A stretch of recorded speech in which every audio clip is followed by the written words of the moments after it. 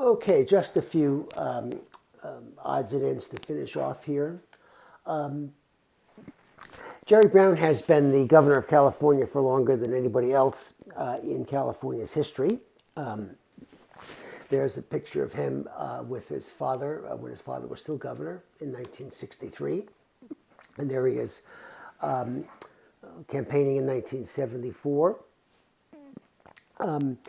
He actually became prominent because he was California's Secretary of State, and the Secretary of State was actually in charge of election laws.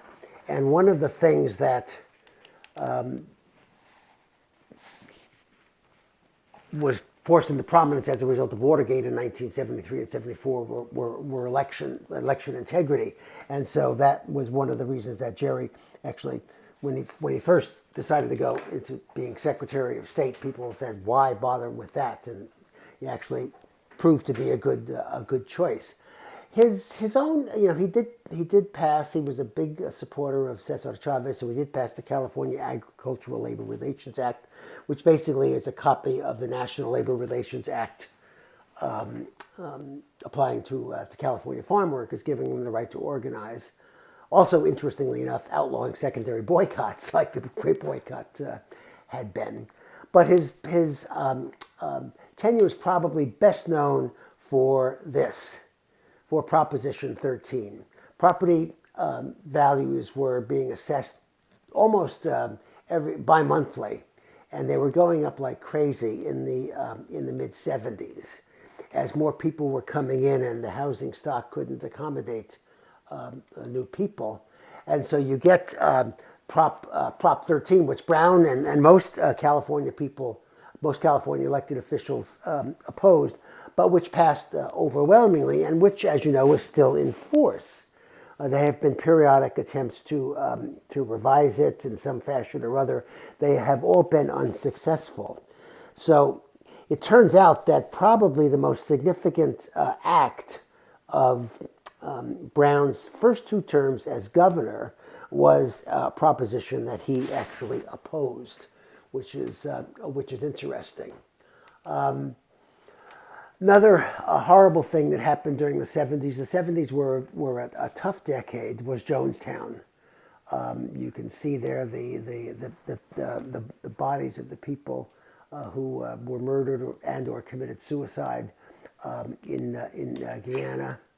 The Harvey Milk assassination was another thing. It symbolized two things. It symbolized the rise of the gay population in Los Angeles, but it also symbolized the potential backlash that there could be to that. And those of you who lived in the area during that time, I'm sure, remember that day. You don't remember?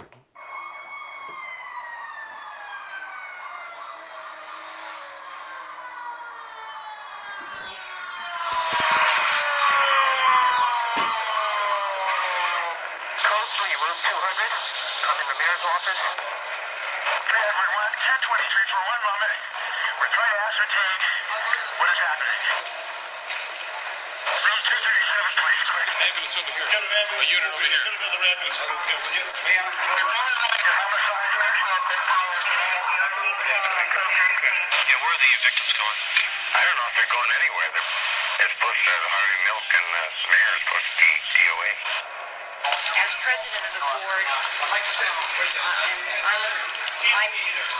as president of the board of supervisors, it's my duty to make this announcement. Both Mayor Moscone and Supervisor Harvey Milk have been shot and killed.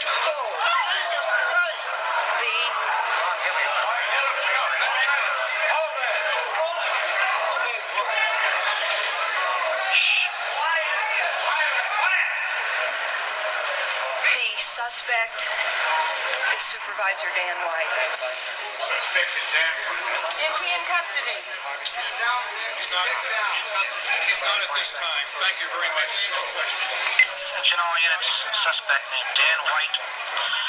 White male adult, 32 years, 6 feet, 185 pounds, wearing a three-piece brown suit, considered armed and dangerous.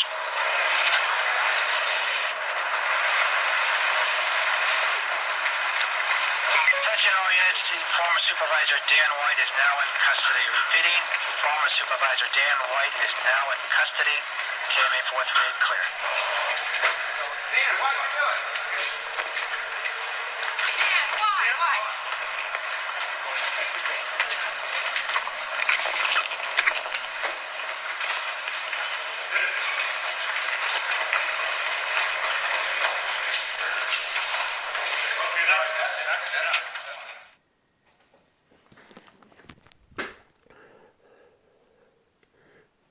I'm sure you all recognize her, but the head of the Board of Supervisors at the time, who actually became mayor, was Dianne Feinstein.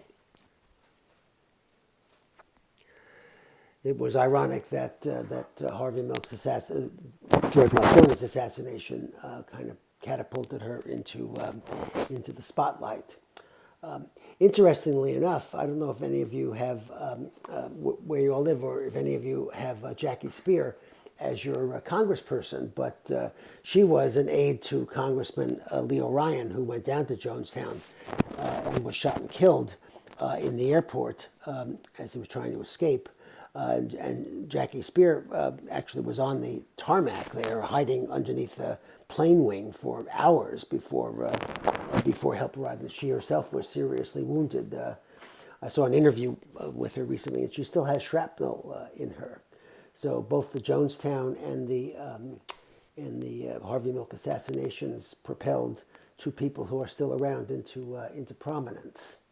I ask my students sometimes when I teach California history, does anybody recognize this guy? And of course nobody does, even though he served as 2 terms of governor of California, George Duke Major. He ran both times against against Mayor of Los Angeles, Tom Bradley. Who actually has served as mayor of Los Angeles for longer than anyone else. And in the first election, the polling showed Tom Bradley comfortably ahead, and yet he lost. And that gave rise to what political scientists call the Bradley effect. That back then, at least, and these are 3 people. On the left is Harold Washington, who was elected mayor of Chicago. In the center is David Dinkins, who was elected mayor of New York. And on the right is, I can't remember his name, but he was governor of Virginia. They were all African Americans, and they all won, but their final victory was about 5 points or so below what the final polling showed the result was going to be. And political scientists have named it the Bradley effect because they theorized that people who did not want to vote for Bradley because he was black, but didn't want to tell pollsters that they were not going to vote for somebody because of his race, said they were going to vote for him, and then turned around and did the opposite. And they think that the same thing may have happened to Washington and to Dinkins and to, his name begins with D, and it's escaping me right now, but the governor of Virginia. So political scientists still talk about the Bradley effect and how it might affect the accuracy of various polls. But one of the things that Tom Bradley, of course, did was bring the 1984 Summer Olympics to Los Angeles. The head of the committee was Peter Uberoth, who then later became commissioner of Major League Baseball. And it was a very, very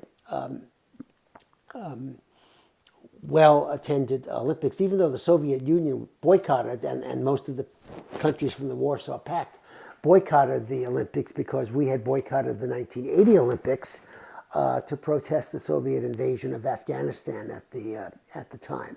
But you remember the episodes from the LA Olympics. There's the famous picture on the top left of Mary Decker, the distance runner, being falling down.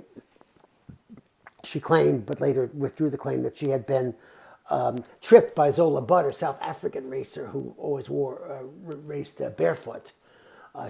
Mary Decker was the favorite in the race, but lost.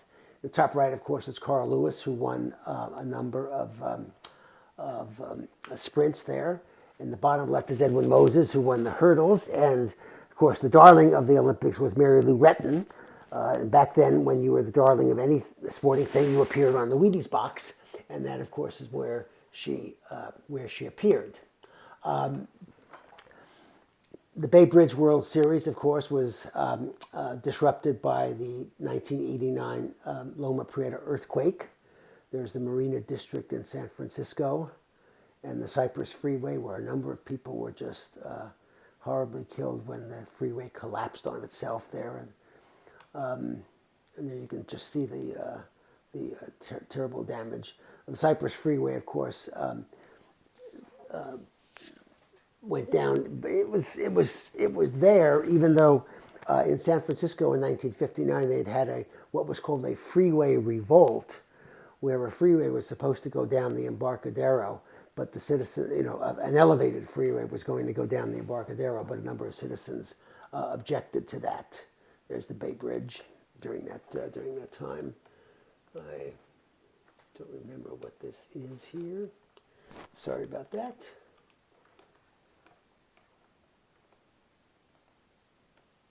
Oh, yes. You remember 1992.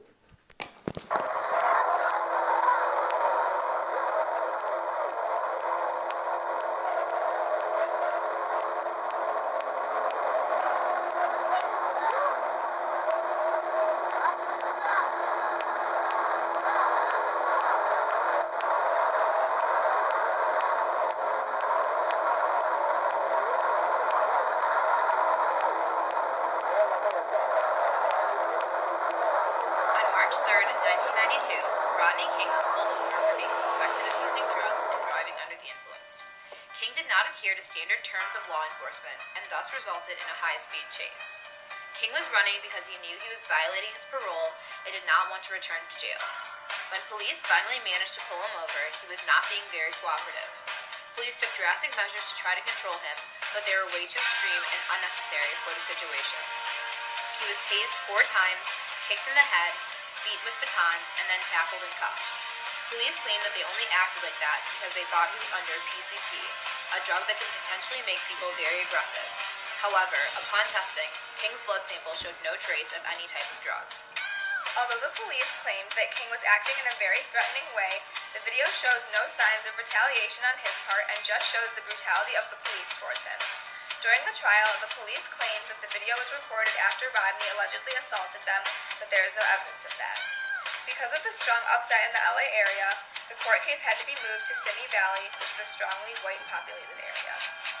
At the trial, all the officers were acquitted of assault, and 3 out of the 4 police officers were acquitted of use of excessive force. When the video was released to the public, it became a focus for media attention and activists around the U.S. The acquittal of the officers enraged many residents of LA, especially the minorities, who were worried about the potential racial implications of the LAPD. The jury who decided the verdict was composed of 10 whites, 1 Hispanic, and 1 Asian.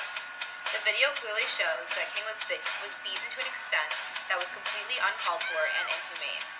The fact that it was 4 white men against a black man further increased the claims of racial profiling and discriminatory intentions of the police and the court officials. The riots lasted 6 days and began on the day of the verdicts. 53 people died, 10 were shot dead by the LAPD and National Guard, and 2,000 people were injured. The estimated cost of losses was $800 million to $1 billion. 3,600 fires were set, destroying 1,100 buildings. Fire calls were coming once every minute at some points. Stores owned by Korean and other Asian immigrants were widely targeted.